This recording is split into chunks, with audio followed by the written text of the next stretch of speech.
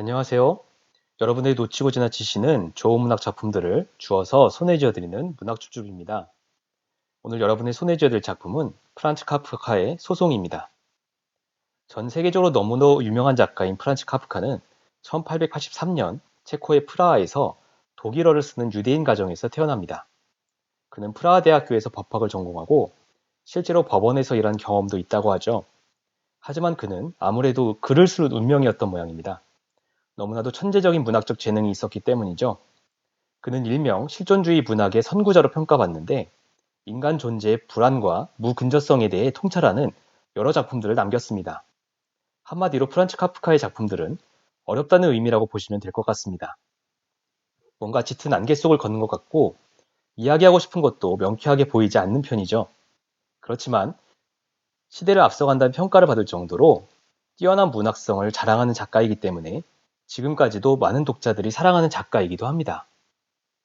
카프카의 대표작 중 하나인 이 작품의 제목은 데어 프로세스인데 우리말로 소송 또는 심판으로 번역되어 소개되었습니다.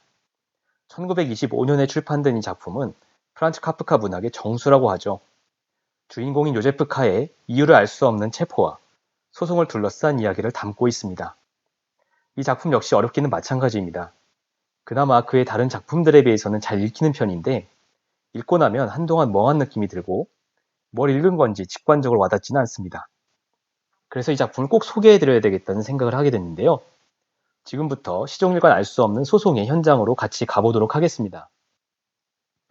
이 작품의 주요 등장인물들을 소개하겠습니다. 이 작품의 주인공은 요제프 카라는 남자입니다. 독일어 작품이기 때문에 K가 아니라 카로 읽겠습니다. 카는 어떤 이유에선지 소송을 당하게 되죠. 그에게는 카를이라는 삼촌이 있고 그는 조카의 소송을 돕기 위해 훌트라는 변호사를 소개해 줍니다. 그 변호사에게는 렌이라는 가정부가 있죠. 칸은 소송에 대해서 잘 안다는 화가 티토렐리와 훌트의 의뢰인 중 하나인 블로크를 만나 소송과 법정에 대한 이야기를 듣기도 합니다. 이들이 이 작품의 주요 등장인물들입니다. 그럼 이 작품의 주요 줄거리를 소개하겠습니다. 주인공인 요제프 칸은 한 은행 지점장의 업무 대리인입니다. 그는 어느 날 아침에 일어나 프란츠와 빌렘이라는 낯선 남자 둘이 자기 하숙집에 들어온 것을 발견합니다. 그들은 감시원들로서 카가 소송을 당해 체포하러 왔다고 합니다. 그들과 함께 온 감독관은 카에게 체포는 되었어도 정상적으로 은행 업무는 계속할 수 있다고 이야기하죠. 그 이야기를 들은 카는 은행으로 출근합니다. 그 주 일요일에 카의 소송권에 대해 법정에서 심리가 열리는데요. 그는 법정에서 예심 판사에게 자신이 소송을 당하거나 체포될 일을 한 적이 없음을 강하게 주장하지만 예심 판사와 법정에 모여있는 사람들은 말이 통하지 않습니다. 그 다음 주 일요일에 칸은 법정에서 부르지도 않았음에도 불구하고 다시 법정으로 가는데 그곳에서 법원 정리의 아내를 만나게 됩니다. 그녀는 오늘은 법정이 열리지 않는다고 이야기하죠. 칸은 법원 정리를 만나 그를 통해 소송에 휘말린 다른 사람들을 만나게 되고 그들로부터 소송에 대한 막막한 이야기를 듣고 기절 직전에 법정을 나섭니다. 어느 날 오후에 카를 삼촌이 카를 불쑥 찾아오는데요. 그는 카의 소송 사건을 전해들었다며 자기 친구이자 변호사인 훌트를 소개해줍니다. 훌트는 법정의 직원들과의 친분을 이용해 소송에 참여한 경험이 많은 자였죠. 칸은 훌트의 집에서 그 집 가정부인 레니를 만나 그녀와 즐거운 시간을 보내게 되는데 카를 삼촌은 레니가 훌트의 애인이라며 책망합니다. 훌트는 카의 변호사로 선임된 이후에 어찌된 일인지 청원서 한 장 쓰지 않고 소송에 대한 지식들만 이야기하기 바쁘죠. 소송이 한 발자국도 진행되지 않는 것에 대해 불만을 가지고 있던 어느 날 칸은 은행 업무를 보던 중 한 고객으로부터 법정 일을 잘 안다는 화가 티토렐리를 소개받습니다. 그는 티토렐리를 찾아가는데 티토렐리는 카에게 소송이 철회될 가능성은 없다는 등의 암울한 이야기를 합니다. 그러면서 그는 실질적 무죄 판결은 불가능하고 표면상 무죄 판결이나 판결 지연이라는 두 가지만이 가능하다며 자신이 그것을 해줄 수 있다고 이야기하죠. 하지만 칸은 실질적 무죄 판결을 원했기에 그의 제안을 거절하고 나와버립니다. 칸은 결국 훌트 변호사를 해임하기로 하고 변호사의 집을 찾아가는데 그곳에서 의뢰인 중 하나인 블로크를 만납니다. 알고 보니 블로크의 소송 역시 5년을 넘게 질질 끌어왔고 그는 훌트 외에 다른 변호사들을 여럿 고용했다고 귀뜸하죠. 그런데 이상하게도 고용인인 블로크는 피고용인 훌트에게 쩔쩔매는 모습을 보입니다. 모든 것을 알게 된 칸은 결국 훌트를 해임합니다.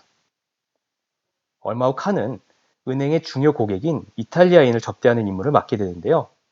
미술을 좋아한다는 고객을 위해 칸은 대성당을 구경시켜 주려고 그곳에서 고객을 기다립니다. 기다리던 와중에 칸은 신부를 만났는데요. 신부는 카에게 소송과 법정의 비정함을 깨닫게 해줍니다.